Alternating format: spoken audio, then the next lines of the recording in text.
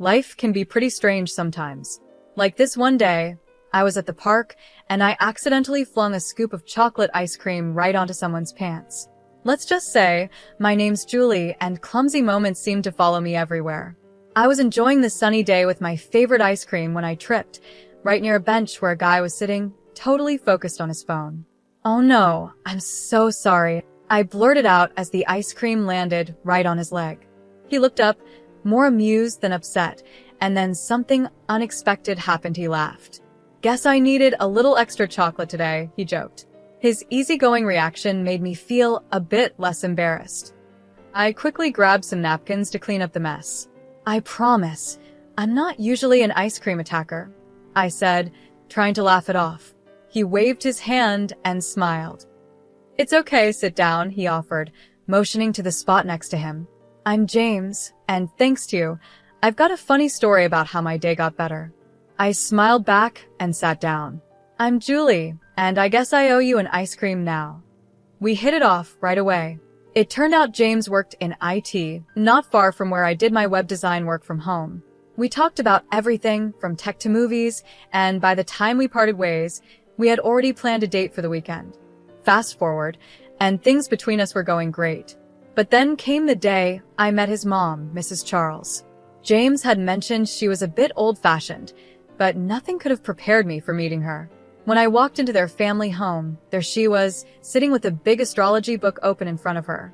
"Hi, I'm Julie," I said, reaching out to shake her hand. She looked me up and down, clearly judging me, before lightly taking my hand. "James tells me you're a web designer and work from home," she said in a tone that made it sound like it wasn't a real job. "Yes, I've been doing it for a couple of years now, and it's going really well," I replied, feeling my face flush. She just hummed, flipping through her astrology book. "And when's your birthday, dear?" I told her, and she ran her finger along the pages of her book before clucking her tongue. "Oh, that's a tough date. Very challenging and not astrologically compatible with my James," she said, looking disappointed. I tried to stay calm, but it wasn't easy. "Well, we're doing just fine so far," I said. Mrs. Charles smiled, but it wasn't a friendly one. It was the kind of smile that made it clear she thought she knew better. "We'll see, dear. These things have a way of showing their true colors in time." The whole visit was tense. Everything she said felt like a subtle dig at me, my job, my background, even my taste in clothes. It was obvious that I wasn't what she had in mind for James. After 5 years of dating, dealing with her cold attitude, and just handling life's ups and downs, James and I decided to get married. Yeah, 5 years since that ice cream incident. But we were solid. Nothing could really shake us. One lazy Friday, we were sitting on the couch watching old comedy movies when James turned to me, his eyes serious, which was unusual for him.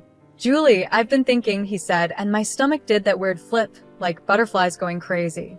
"What's up?" I asked, trying to sound relaxed, even though my heart was racing. "I kinda want to spend the rest of my life watching bad movies with you. What do you say we make it official?" His smile was hopeful, almost shy, which wasn't like him at all. I laughed, mostly out of relief, because I wanted this more than anything. "Are you asking me to marry you without a ring, James Charles?" "Damn right I am," he said, grinning. "But I promise I'll get you a ring that'll make up for this lame proposal." He hugged me, and it felt like everything was just right. Planning the wedding, though, was a whole other story, especially with Mrs. Charles giving her opinion at every turn. One evening, we were picking out wedding invites, and of course, she was there looking over my shoulder like a hawk. "You're not seriously considering this design, are you?" She frowned at the floral pattern James and I had chosen. "It's far too girly." "Mom, it's what we want." "I like it," James said, always standing up for me. "I like it too," I added, more to stand my ground than anything else. I wasn't going to let her control every decision we made. "It's your wedding," she sighed, clearly unhappy. "But remember, the invitation set the tone for the whole event." The big day came faster than I expected. It was perfect, beautiful even, despite Mrs. Charles's constant hovering. James looked amazing, and when I walked down the aisle toward him, his grin said it all. We had our wedding ceremony outside, under a big old oak tree. The Henry was a friend of James's, someone who knew us both well as a couple, not just as two people getting married. Do you, Julie, take James to be your lawfully wedded husband, to have and to hold from this day forward, for better or worse, for richer or poorer, in sickness and in health, until death do you part? And do you, James, take Julie to be your lawfully wedded wife, to have and to hold from this day forward, for better or worse, for richer or poorer, in sickness and in health, until death do you part? We exchanged rings, and when James slid the ring onto my finger, it felt like we had won not just against Mrs. Charles's comments or the stress of planning the wedding, but overall, the challenges life had thrown at us. You may now kiss the bride, the Henry said, and James didn't wait for a second. As soon as he kissed me, cheers erupted from all around. It felt like a scene from a movie, but even better because it was real, and it was our moment. We had been living together for 3 years, and everything felt right. But buying our own home was a big step. We spent our weekends looking at houses, discussing what we liked, and figuring out what we could afford. One sunny Monday, we found a house that checked almost all the boxes. It was charming, with a big kitchen and a spacious backyard. The only problem? It had a lake pool. I had told James about my fear of water, a fear I'd carried since I almost drowned as a child. Since then, I avoided lake pools, even bathtubs. But James, bless him, loved everything else about the house. Julie, I know it has a lake pool, but hear me out. Everything else is perfect, and we're getting it at a great price, James said, trying to calm my worries as we looked at the house. I bit my lip, thinking. The house was really beautiful, and the price was almost too good to pass up. Okay, but I'm not going near that lake pool, James. You know that, right? James wrapped his arm around me, pulling me close. Of course, babe. We'll figure it out. Maybe later on we can fill it in or something. For now, we don't have to use it. We moved in, and it was like a dream come true. The house and the neighborhood felt perfect, but it didn't take long before Mrs. Charles came over to see our new place. I braced myself for her usual comments. She always had a way of showing her disapproval, especially when it came to money and my job. As she walked through our living room, her eyes took in every detail, her lips tight. Finally, she spoke, her tone dripping with doubt. It's a big house, isn't it? Must have cost a lot. James, are you sure you can manage the mortgage? James, always the peacemaker, tried to ease the tension. Mom, we've got it under control. Julie and I both pitched in for the house.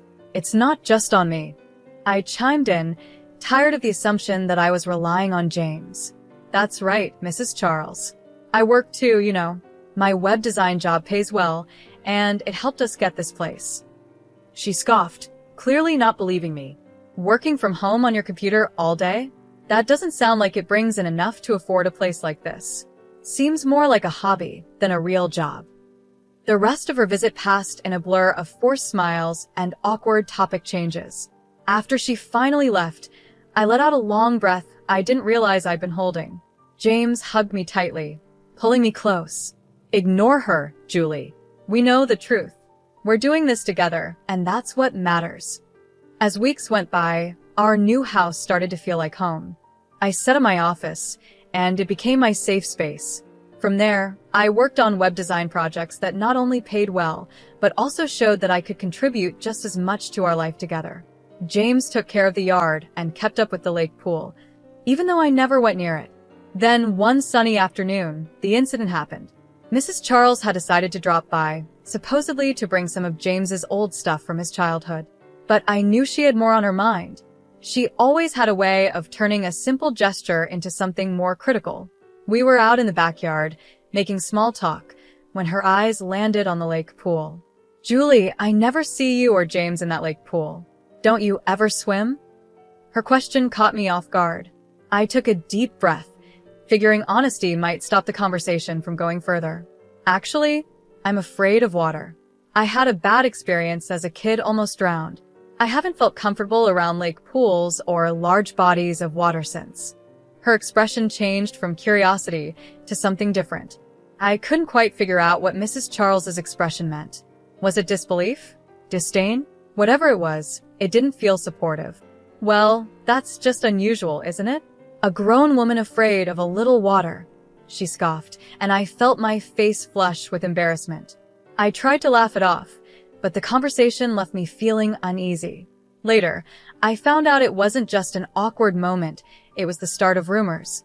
Mrs. Charles, in her usual way, had shared my fear of water with her friends and family, but she had twisted the story.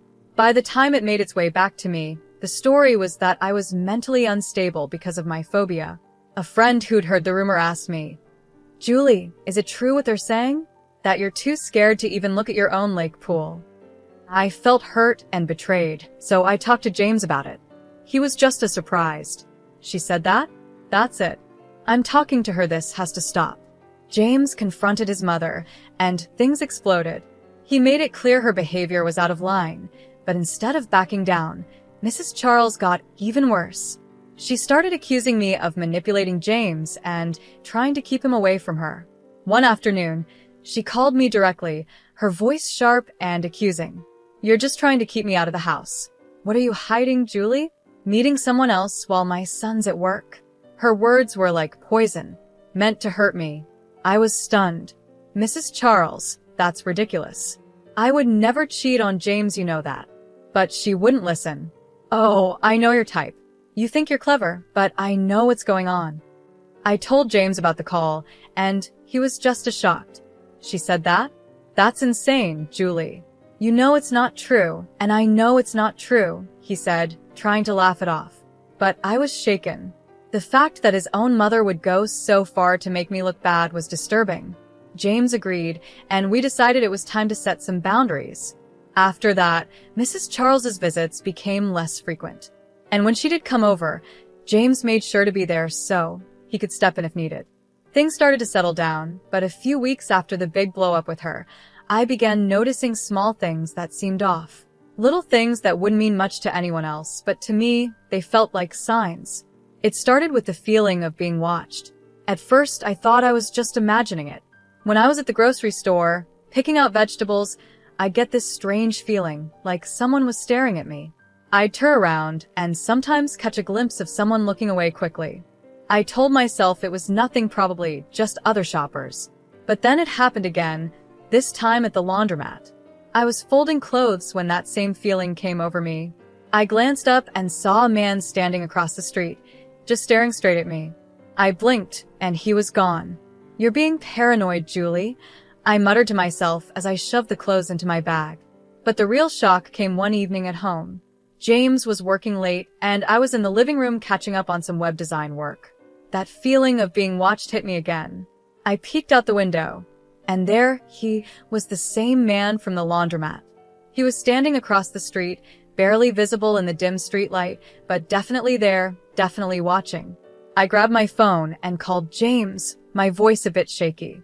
"James, I think someone's been following me. I've seen him a few times now." James stayed calm, maybe too calm. "Julie, love, you're probably just tired. You've been working a lot lately. Maybe you should take a break." I tried to believe him, thinking maybe it was all in my head. I started doing yoga and tried meditation to calm down, but the uneasy feeling wouldn't leave. I just couldn't shake the sense that I was being watched. Then it happened again.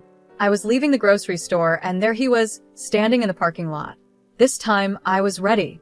I quickly pulled out my phone and snapped a picture before he could walk away. Finally, I had proof this wasn't just my imagination. That evening, I showed the photo to James. I could tell he finally understood. "Okay, that's not normal," he admitted. Later that night, we were walking home from a nearby restaurant when James suddenly grabbed the arm of a man passing by. It was him, the man from the photo. "Why are you following my wife?" James's voice was tense, and he held the man's arm tightly. The guy looked cornered, his eyes darting around before he let out a sigh. "Look, I'm a private investigator. I was hired to watch her, that's all." James's face darkened. "Hired by who?" "Your mother," the investigator confessed, looking embarrassed. "She wanted proof of infidelity." James was furious. He pulled out his phone right there and called his mother. "Mom, what the hell? You hired someone to follow Julie? That's it. You're out of our lives until you can act like a decent human being." The conversation was heated, and by the time it was over, James was shaking with anger. On the way home, he apologized to me over and over. The next day, James went out and bought cameras for every corner of our property. No one's going to invade our privacy like that again, he promised as he installed them. After everything that had happened, James suggested we take a vacation to clear our heads. Let's just get away from all this drama, Julie.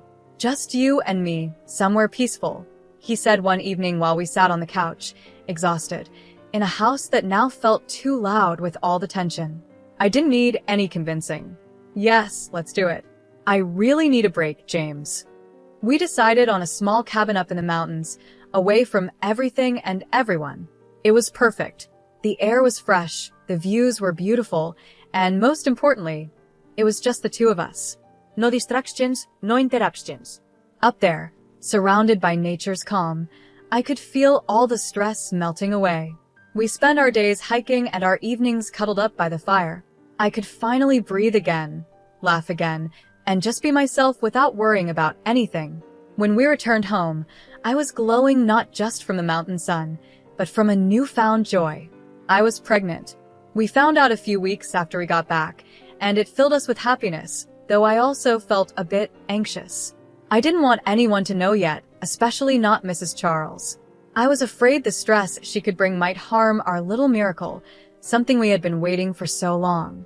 Working from home made it easy to keep the pregnancy a secret. I didn't go out much, and my belly stayed small, which the doctor said was a little unusual, but nothing to worry about. Every pregnancy is different, he assured us during one of my checkups. As I approached my 9th month, it became harder to keep my condition hidden. James and I decided it was finally time to share our news. We planned a small celebration at our home, a baby shower of sorts, inviting all our relatives. Despite everything that had happened, I felt it was the right thing to invite Mrs. Charles. Taking a deep breath, I dialed her number, my heart racing. It rang 5 times before she answered. Hello. Hi, it's Julie, I said, trying to keep my voice steady. I wanted to share some news. James and I are expecting a baby. We're having a little get-together next week to celebrate, and we'd love for you to come. There was a long pause, long enough to make me worry I had made a mistake. Then her voice, surprisingly calm, said, I'll be there. The day of the celebration arrived, and our home was filled with laughter and joy. Our relatives fussed over baby clothes, making guesses about whether it would be a boy or a girl. I mingled with the guests, my hand often resting on my small belly, feeling the gentle kicks of our baby. Everything was fine until my worst fear came true. Mrs. Charles showed up. Throughout the afternoon, she kept her distance, whispering to anyone who would listen, hinting that my pregnancy was a lie. Look at her, she said spitefully. 9 months pregnant and barely showing. She's made this all up to trap my son and take his money. Thankfully, her words didn't have much effect. The guests chuckled and rolled their eyes, knowing her history of constant disapproval of me. They dismissed her accusations as just another one of her wild stories. But Mrs. Charles didn't stop. I'll prove it to all of you, she muttered angrily, stomping off, her face red with either anger or embarrassment, maybe both. Feeling a mix of frustration and determination to end this nonsense, I followed her out to the courtyard near the lake pool. Can we just talk? This isn't true, and you know it, I pleaded, keeping my voice steady even though I felt a storm of emotions inside. Her face twisted with anger. Save it. I know exactly what you're up to, she snapped, her tone ice cold. As I turned away, desperate to convince her, I suddenly felt a hard shove from behind. I lost my balance and stumbled forward. The edge of the lake pool came closer, and before I knew it, I was falling into the water. Fear took over as I sank, the same panic from my childhood gripping me. Darkness crept into my vision as I struggled, my mind screaming for help. When I woke up, I was in a hospital bed, the soft beeping of machines filling the room. James was there, his face pale and worried as he held my hand tightly. How's the baby? I croaked, my voice barely above a whisper. James squeezed my hand, his eyes filled with tears. The doctors had to do an emergency delivery. He's in intensive care now, he whispered, his voice shaking with fear. My heart sank, tears welling up in my eyes. Our baby, our little boy, was fighting for his life in an incubator. The next morning, I woke up still in shock, the events of the previous night playing over and over in my mind like a terrible loop. Feeling weak, but determined to understand what had really happened, I turned to James. "You need to check the security footage from last night," I said. I turned to James, my voice shaky but urgent. "Your mom, she pushed me into the lake pool. It wasn't an accident." James looked confused, almost unwilling to believe it. "Julie, are you sure? Mom can be tough, but to physically push you? That doesn't sound like her." "Just check the cameras, please," I insisted, my stomach in knots, afraid he wouldn't take me seriously. James nodded slowly, pulling out his laptop to access the security footage from the cameras we had installed. The tension in the room was thick as he fast-forwarded through the video. I watched his face change from doubt to shock and horror as the truth played out on the screen. "Oh my God. Julie, I'm so sorry. I can't believe she did this," he stammered, his face pale as he looked at me, the laptop forgotten beside him. He immediately called the police. The evidence was undeniable, leading to his mother's quick arrest. Mrs. Charles was charged, and the trial was set. Her defense was that it was all a joke, a way to prove I was faking my pregnancy. She claimed she thought my belly was fake and expected it to fall off when I hit the water, exposing my lie in front of everyone. But the video and witness testimonies told a different story. The jury didn't believe her excuse of a prank gone wrong. She was found guilty of assault and reckless endangerment. The judge, stern in his verdict, sentenced her to 2 years in prison. He also ordered her to pay substantial compensation for our medical bills and the rehabilitation costs for our son, who had been born prematurely due to the trauma of the incident. To cover the fines and compensation, Mrs. Charles had to sell her house. As our son fought through his early months, undergoing many medical treatments and therapy to catch up in his development, the strain on us was immense. Every day was filled with hospital visits, therapy sessions, and constant worry. But over time, with relentless care and medical help, our little boy began to thrive. Through it all, James and I grew closer. The challenges we faced only strengthened our bond, and our love for each other and for our son deepened in ways we hadn't imagined. As Mrs. Charles's release date got closer, I made an important decision for our family's safety. I filed for a restraining order against her, and it was granted. She was not allowed to have any contact with us, especially with our son. It wasn't an easy decision, but it was necessary. Keeping our child safe was the most important thing, and we couldn't risk more problems in our lives. One evening, after we put our son to bed, James looked at me with a gentle smile. "You know, despite everything, I feel lucky. We have each other, we have him, and we have a future." It James the end of a difficult chapter in our lives, but more importantly, it was the start of a new one filled with hope, healing, and happiness.